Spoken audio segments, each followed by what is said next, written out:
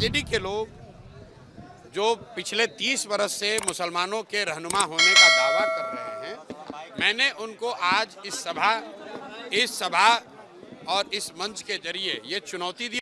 तुम पहले मुसलमानों का जिनका वोट लेते रहे हो 30 वर्ष से, उसका हक मारी बंद करो और हिम्मत हो तो उनको आबादी के हिसाब से टिकट देके दिखाओ। अगर वो स्वीकार कर लें तो बिल्कुल जो मुस्लिम उम्मीदवार को खड़ा करेंगे, हम लोग वहाँ मुस्लिम नहीं लड़ाएंगे। अगले साल 2025 में जनसुराज का मुख्यमंत्री बनेगा, जनसुराज की सरकार बनेगी, उसमें इफ बट किंतु परंतु मत रखिए। हमारी लड़ाई आरजेडी से है ही नहीं, जनसुराज की लड़ाई सीधे एनडीए से है।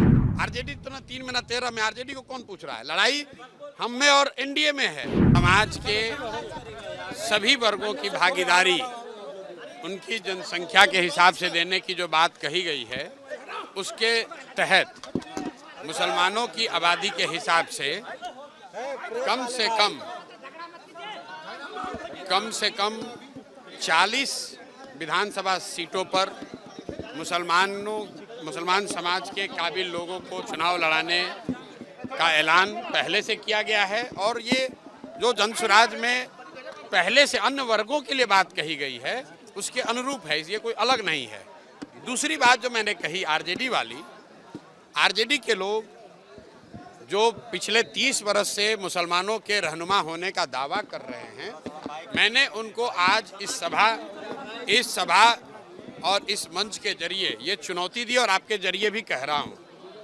अगर वो ये कह रहे हैं कि भाई जनसुराज के लोग आएंगे, वो मुसलमान अगर उनको वोट देगा तो वोट बटेगा, तो मैं उनको कह रहा हूँ कि जहाँ पर भी मुस्लिम उम्मीदवार आपके जीते हुए हैं, आप खड़ा करो मुस्लिम उम्मीदवार। हम वहाँ मुस्लिम नहीं लड़ाएंगे, हम वहाँ हिंदू लड़ा लेंगे, कोई बात नहीं है।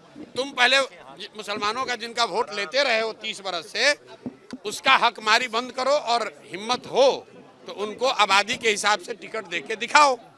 वोट तो तुमने लिया है, ये हमने उनको चुनौती दी है। अगर वो स्वीकार कर लें तो बिल्कुल जो मुस्लिम उम्मीदवार को खड़ा करेंगे, हम लोग वहाँ मुस्लिम नहीं लड़ाएंगे। अरे भैया, दल बना नहीं और आप सीएम कौन होगा? अगले साल 2025 में जनसुराज का मुख्यमंत्री बनेगा, जनसुराज की सरकार बनेगी, उसमें इफ बट किंतु परंतु मत रखिए। बाकी कौन बनेगा, देश राज्य की जनता होशियार है, वो चुनकर अपने आप बता देगी।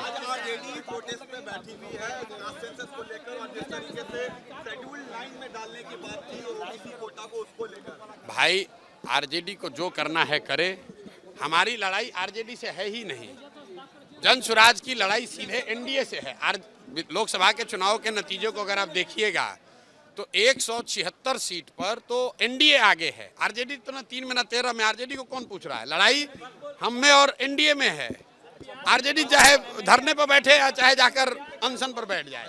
अगर आप ये वीडियो YouTube पर देख रहे हैं तो हमारे चैनल को सब्सक्राइब करें और बेल आइकन को दबाना ना भूलें। अगर आप Facebook पर ये वीडियो देख रहे हैं तो हमारे पेज को लाइक करें।